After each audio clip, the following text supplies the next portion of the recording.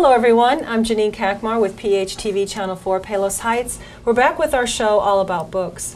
And on this show, as you know, we talk about books and writing and authors, and then we have a chance to visit with our special guest. And today I'm excited to have Catherine Cross, Public Services Librarian at the Palos Heights Library today. I have the pleasure of working with Catherine, as many of you know. But we've worked together on the local history project for the library's 75th anniversary. So Catherine's here to talk about her work on the project and some of the things you learned about the local history in the library and in the Palos Heights. Yeah, thanks for having me, Janine. Thanks for coming. But before we get to visit with Catherine, we're going to talk about books. Again, we'll talk about some of the new releases coming out in February. And again, we don't have time to talk about all the new releases, but we'll talk about some of the ones that are getting a lot of attention. And we'll touch on some of the New York Times bestsellers. So the first one we'll talk about is Finding Dorothy by Elizabeth Letts. This author, Elizabeth Letts, is known for her award-winning nonfiction, such as The Perfect Horse, which she wrote back in 2017. And in her new book, she uses her talent for researching historical events, and she manages to turn that information into a real page-turner. And in her newest book is a work of fiction, and it's based on the real-life scenes behind the tale of Frank L. Baum. He's the author of The Wonderful World of Oz, and his widow Maud, and a very young Judy Garland during the filming of the movie The Wizard of Oz.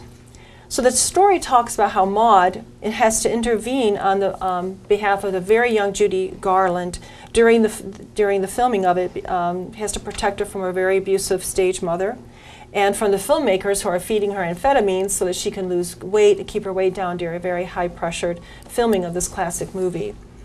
The storyline also intertwines the backstory of Maud as well. And this book is a good choice for people who like Christina Baker Klein or Lisa Wingate novels. And it's looking to be a favorite for a lot of book club discussions, so you might want to keep that in mind. Our second title that's getting a lot of attention coming out in February is The Night Tiger by Yangtze Chu. And I hope I'm saying your name right. I hope I'm not butchering it too much. This author is from Malaysia, and she spent her early childhood in the former British colony. And her parents, while she was being raised, they shared a lot of the fables and the local lore with her. And she always wanted to incorporate some of those fables into a novel, and this is what she does in this new book. And she said in an interview that when she was growing up in the former British colony, there were no stories of the local fables, so she always wanted to write a book that had it. And so in her new book, it does take place in Malaysia and in the 1930s, and it's a sweeping novel about a dance hall girl and an orphan boy whose fates are entangled over an ancient Chinese superstition about a man who can turn himself into a tiger.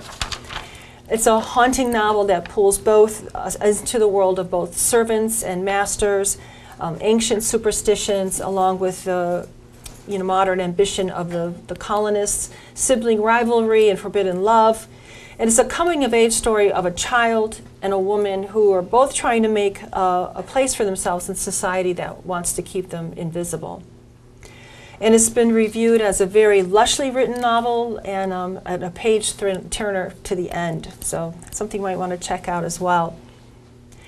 And our third book that's getting a lot of attention is The Lost Man by Jane Harper. This one's getting a lot of attention because this British-born Australian author has won awards on her first two works of fiction, The Dry and The Force of Nature, featuring her federal agent, Aaron Fox. These are excellently paced thrillers. If you haven't read them, you might want to check those out as well. Actually, one of them is being made into a movie coming up starring Eric Bana as Aaron Fox, so we'll have to see what they do with that. But in this new book, The Lost Man, she writes a story. It's a standalone family drama that takes place in the very remote area of Queensland in Australia on the vast ranch of the Bright family. And when two brothers find their third brother dead at the border of their ranch, the long simmering family tensions begin to rupture. These crimes are shaped as much as by the landscape by any other individual in the story. It's just an absolutely unforgiving landscape, and it plays a major character in her stories, just like her first two books as well. This is also another mystery that's going to keep you guessing to the very final pages. She's a great author, so if you're looking for a good one, you might want to check that one out as well. So we have some of the New York Times bestsellers coming out. New York Times bestselling authors, you guys are very familiar with them. Some of them have series. Like the first one, psychologist Alex Delaware and Detective Milo Sturgis are back in this thriller by Jonathan Kellerman titled The Wedding Guest. Joanna Fluke is back with her in her latest cozy murder mysteries, Chocolate Cream Pie Murder. Sounds delicious. Scotland Yard's Ian Rutledge is after an elusive murderer in Charles Todd's The Black Ascot. And attorney Jack Switek is back in a legal thriller by James Gripondo called The Girl in the Glass Box. And author Reese Bowen is out with her heart-rending story of a woman's love and sacrifice during World War I in the book titled The Victory Garden. And author Lisa Gardner returns with an unpredictable thriller featuring her characters Dee Dee Warren and Flora Dane titled Never Tell. And Sophie Hannah is out with her new standalone thriller titled The Next to Die. And Mark Reaney is out with his new CIA thriller featuring the Gray Man titled Mission Critical. So those are just a few of the things coming out in February. So you might want to check those out. You have to go to the library, see if we've got those. You can place holds on those. And while you're waiting for those, you have some other things to read as well.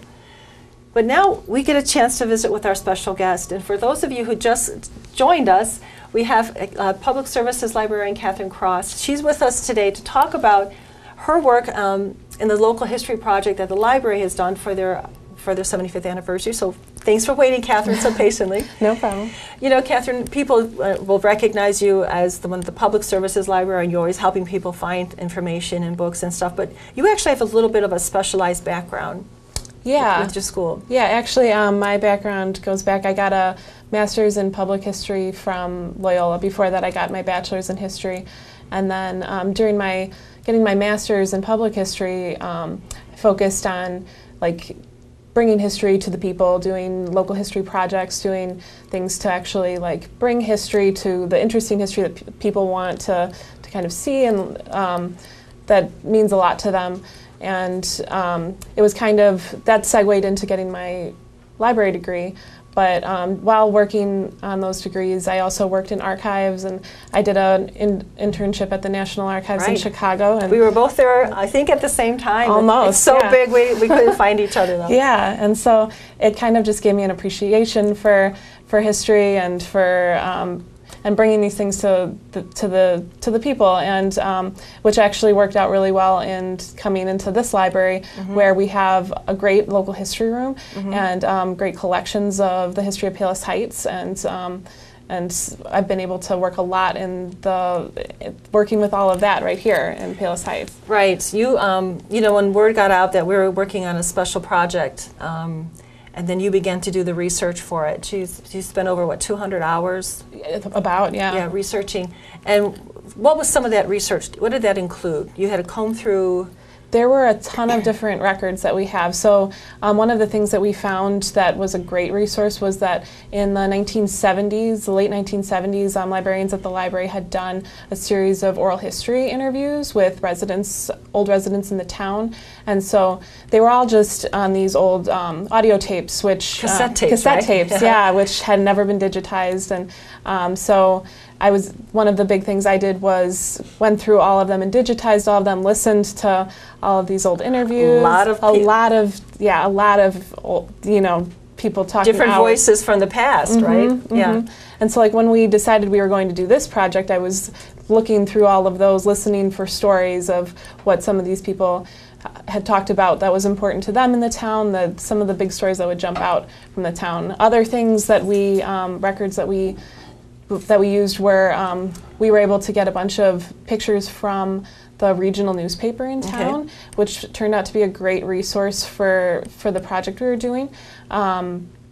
They did a series of, pictures that were from 50 years ago, from 40 years ago, that we were able to pick out different pictures that really had a lot of meaning for the town, and and that just were, and I digitized all of those and went through them to find some of the pictures that really had some. So it sounds like you've really immersed yourself in the history of Palos Heights. So I see you've got some photos, and we're going to show these on screen as well.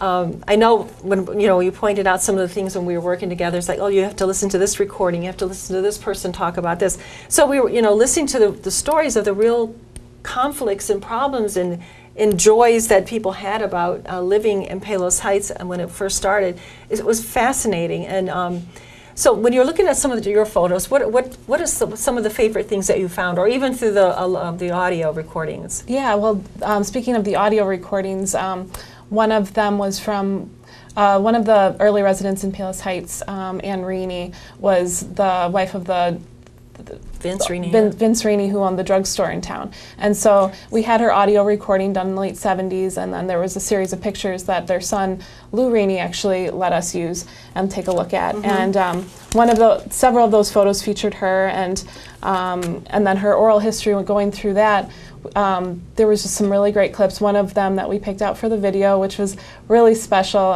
her talking about in the early 40s of when they were first opened the drugstore in town, and the teenagers in town that had no place to go on New Year's Eve. On New Year's Eve, yeah. And so they just asked Ann and Vince to stay open a little later because they just had no other place to go. It was such a small town. And this is like 1942, right? The war I think so, yeah. was just on. We just joined the war. Yeah. And there was, out here at Palos Heights in 1942, there was nothing here. I mean, Harlem Avenue was a single lane highway. Right. It was known as 42A, right? 42A. It was not Route 43, it was 42A. And there, the Reaney's building, when you look at the old pictures, it looks like it was the only building around for a long ways. I mean, it's like a building in the middle of a cornfield, which is how we all started. But go back to, 1942, so she would let the teenagers come in? Yeah, so like her story then was that they let the teenagers come in, they got some food for them, made milkshakes, turned on the jukebox. Her and her husband taught them how to dance, and just brought them into, kind of put them into their family for that night. And she said that every year after, they would come in and do the same thing until all of the teenagers would go off. They got older, they went off to war, but it continued until they got older, and VJ Day, she said that they came in and did the same thing. Yeah. And then eventually got married and so on. But that's the kind of a thing when you have the oral recordings, is it all of a sudden this history comes to life. It's not just something, if you read a book, that's great, you can read books, but when you actually hear somebody's voice telling you the events that actually happened there, and these are details you wouldn't find in a book, that they stayed open late on New Year's Eve and let the teenagers come, and they made sandwiches and taught them how to dance, and and then they went sending them off to war. This is something that just it brings a whole new life into history. I think that's the attraction to that, right? Yeah. Yeah, it's listening to a lot of these oral histories. It's like you get, like you said, you get transported into the past by hearing these stories of just everything that's those little stories that they're not the things that are going to make it into history books. They're just the little stories that are people's lives, but not necessarily the things that get recorded as the big things. Right, and I think that's what we also talked about amongst ourselves, is how these aren't people, we have a lot of recordings of people, they weren't, major people, important politicians or historians or anything. These are everyday people who lived here, who bought their families here, they wanted to make a life for themselves. They had troubles and concerns just like we do today. They were different, but they still had them. And what about the one that the woman you were talking about, how there was packs of dogs running around? Yeah, that was a great one too. An oral history. She talked about how during incorporation, so the fight for incorporation in Palos Heights kind of went back and forth for many years, and they had different votes to go for incorporation. Many people were for it, many people against it. But one of her stories was that why she was for it was because there was a lot of just problems that they were having, and one of them was dog packs that were just kind of going crazy all throughout town, and packs of dogs in the 1950s, and just wild. So in her oral history, she's talking about how she can hear them just attacking each other outside of her outside of her house. Throats out. Exactly, yeah, and and she doesn't know who she's going to call to. Because there was no police There was department. no police, yeah, because not being an incorporated town, they had like the county police who were very sporadic. They didn't, they didn't always show up in time to do anything. So by the time they would make a call to get somebody to come out, there was no the dog packs weren't even around anymore to take care of them. So yeah, so it was just a big part of these not having an actual police force in town was a major push for the people for incorporation. Oh, and the fire department as well. The fire department, yeah. The fire department actually has its roots a little bit earlier in the history of Palos. So before, actually, it started in 1938, and we have some great pictures of the early fire department. Yeah, we'll be showing those now. But yeah. Yeah, and after the fire department started in 38, they didn't really have much of a home until they built a fire barn in 1942, and then 42 to 43, and then those are the pictures that we had of them building this fire barn. But all volunteers in Palos Heights. The fire department started out totally as a volunteer organization. And didn't we hear that they would ask residents to pay $2 each or something to try to support it? Exactly, yeah, because they didn't have any other way to get money, so it was all just volunteer donations, $2 to start, and then shortly after they started doing, in '39, I think, is when they started doing their Firemens Ball? Firemens Ball, yeah, the Firemens Ball and it was a big event for everyone. Every year we have some oral histories that talk about it too, and some pictures of it, right? And some pictures, yeah, some great pictures of just all the people coming out for that, and people would all just pay a little bit of money to attend and then raise money for the fire department. Right. So ironically, that building burned down. It did, yeah. It was a coal gas explosion. Yeah, it was barely even there before it burned down. So they finished building it, and then I think it was in the end of 1945 is when it burned down, and so then they were without a home again, and they had to rebuild, and by 1947 is when they rebuilt their next fire station, and that fire station became the first permanent home of the library. So that's off the corner of 123rd and 72nd Court.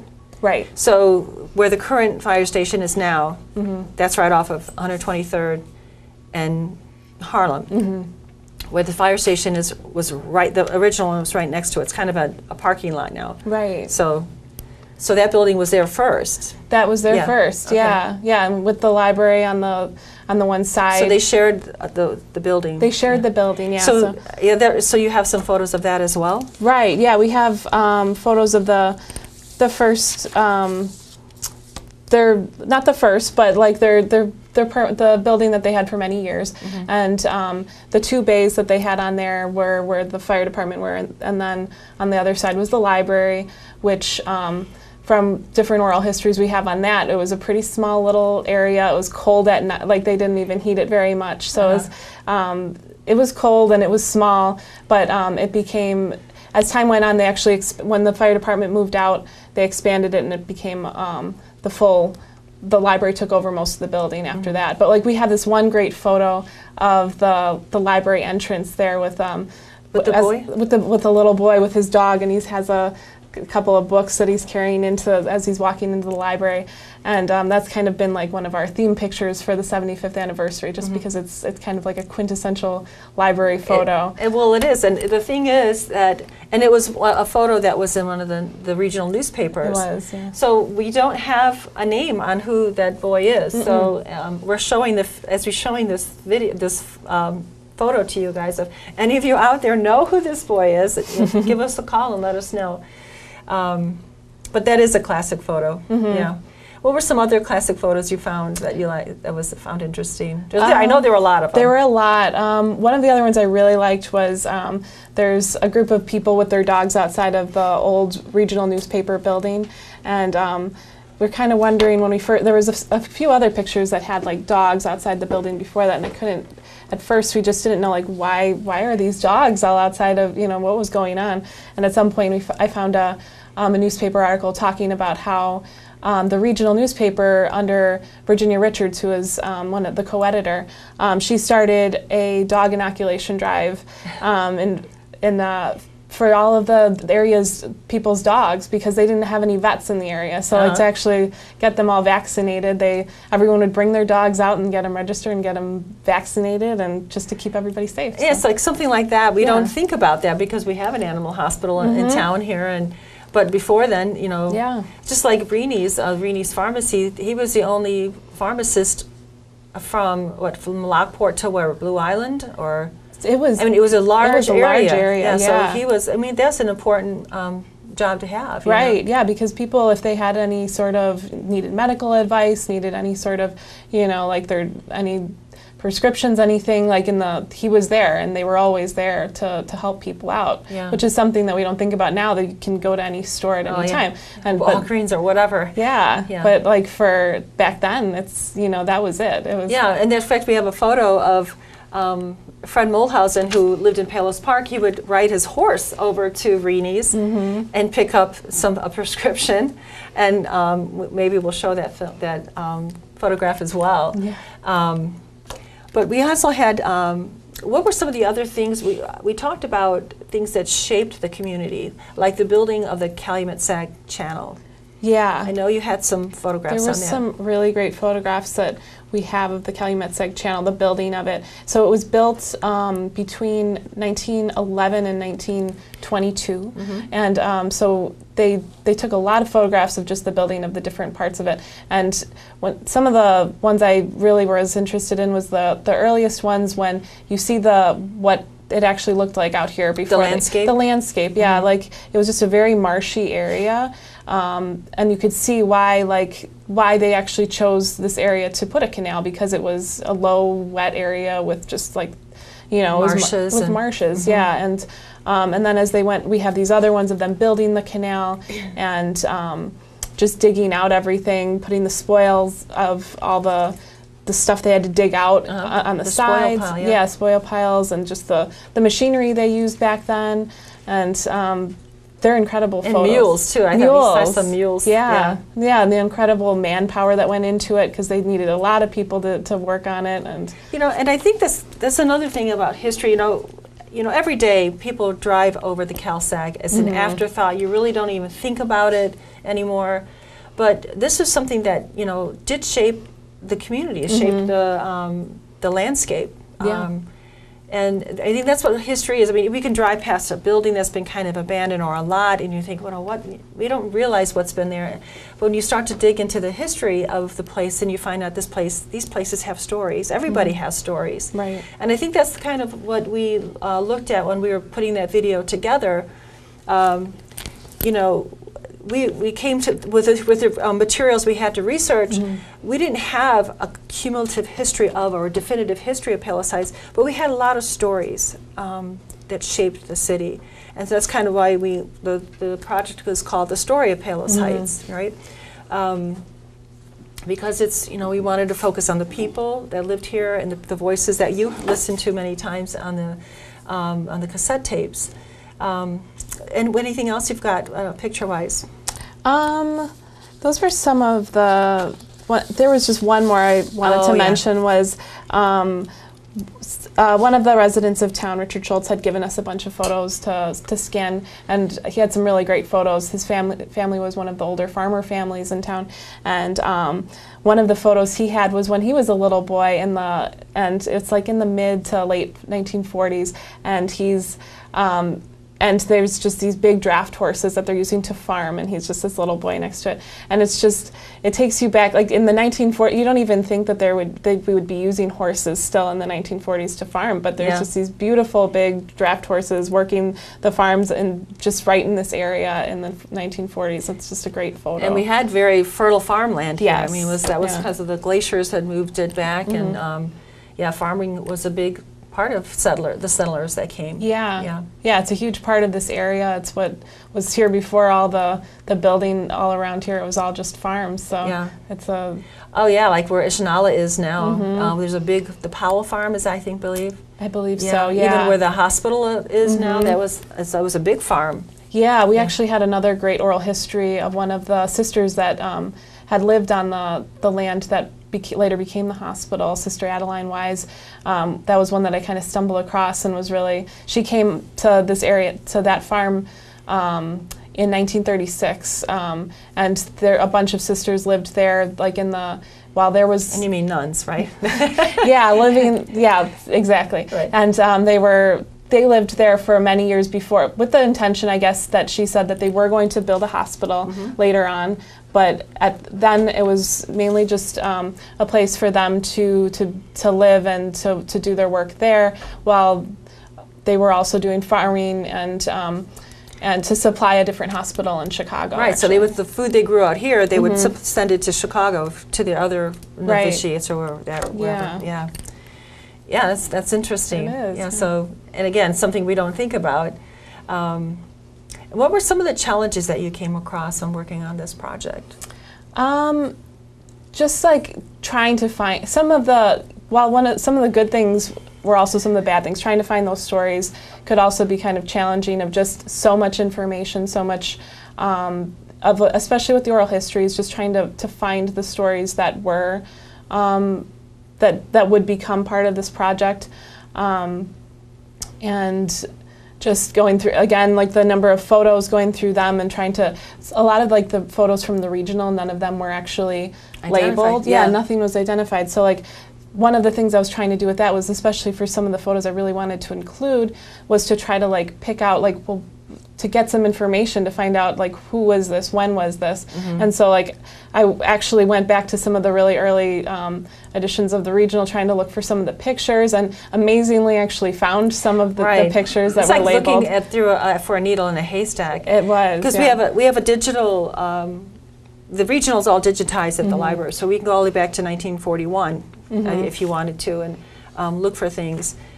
So you were like playing a detective, like finding out this. Well, this car looks like it could be 1930s. Right. I'm going to look in the 1930s or that kind of thing. So yeah, I mean, there's a lot of work that goes into just finding a picture that you could use that actually has names of the people and actually the dates, which are all really important when you're coming up with things. So. Yeah, and so now what's going to happen with this video? So we're going to be showing the video actually at our 75th anniversary reception on February 28th. That's a public reception? Public reception. It's open to everyone? Yeah, everyone is invited. So it's we're going to have the whole reception there, so you can see the video. It'll be played in different screens throughout the library. And then afterwards, you'll be able to actually check out if you don't get a chance to come to that, you can check out the video at the library afterwards. We'll be having some copies available for checkout. And it's just going to be a great part of the history of Palos Heights that will be available for people as time goes on. This is something the library is gifting to the city as well. Right, yeah. We're gifting it to the city. It's actually the city's 60th anniversary as well as the library's 75th anniversary. So that was one of the big reasons we actually started this project, was to gift it to the city as a piece of history for their celebration too. Right. Yeah. So that's great. Yeah, so like you said, it'll be shown on the anniversary. And Channel 4 is supposed to be airing it as well, I believe. So we'll have to wait and see on that. Anything else you want to share with that? Any other stories on the Palos Heights history? I think that's kind of the... Okay. All right, well, so now you've heard you've seen a lot of great photographs that Catherine has found in the library's local history room. We will also be doing the exhibits in the library. You want to talk a little bit about that? Yeah, so in celebration, again, of our 75th anniversary, we're going to have several different exhibits of photos that define different parts of the history. Exactly, yeah. So some of the ones that are going to be up on our celebration day are going to be the canals. So you'll get to see several of those pictures of the canals, the building of the canal. And then we found these great pictures of the 1967 blizzard in Palos Heights. Oh God! Yeah, they're all of like the commercial area in Palos Heights, and just I'm sure a lot of people remember just the way the snow was, so it's, just several feet of snow. After reading about it, I think it was 23 inches of snow fell in such a short period of time, so the pictures really captured it. And they're just great photos of different businesses around town with all the snow. And then we're also going to be having the gun club. Yeah, so the Palos Heights Gun Club was an organization that actually started in 1939, and it's right by where the grounds of Lake Catherine are now. So it was right over there, right off of College Drive. And so before Lake Catherine the gun club was out there. Yeah, okay. And so a lot of people would come out to do skeet shooting and different things like that. And competitions. Yeah. There was one that we found that it was like the Windy City Wind-Up. People would come throughout the Midwest to come and shoot there, and but yeah, they had those grounds for many, many years, and like even their old clubhouse there is now the clubhouse at Lake Catherine. Oh yeah, that's right. Yeah. And so when you go inside, you can look above, and you'll see the Palos Gun Club in the concrete there. Right. Yeah. And so when they actually left in the 1980s, and that's when things changed to Lake Catherine started. So, but the pictures we have are great. It goes throughout from the 30s all the way. The ones that we are going to be putting up are mostly 30s through 50s is what we're going to have up. And there's some great aerial shots of what it looked like then, which, there's not a whole lot out here, which is really makes you can it really see what a rural area this was. Exactly, yeah. So great. Well, thanks so much, Catherine, for sharing all that. So you heard it from her, from Catherine. If you'd like to see some more of these photographs, we will have some of them on exhibit starting February 28th. Okay, that's the library's anniversary, actual date. There'll be some local history exhibits in the library. We'll have the video that will be out, and much of that work was done by Catherine, who's done just exceptional work. And I might have to say that you were awarded a lot of recognition. Okay, we'll talk about that later. Okay. Anyway, so Catherine, thanks for being here, and thank you all for joining us this time. We'll see you next time.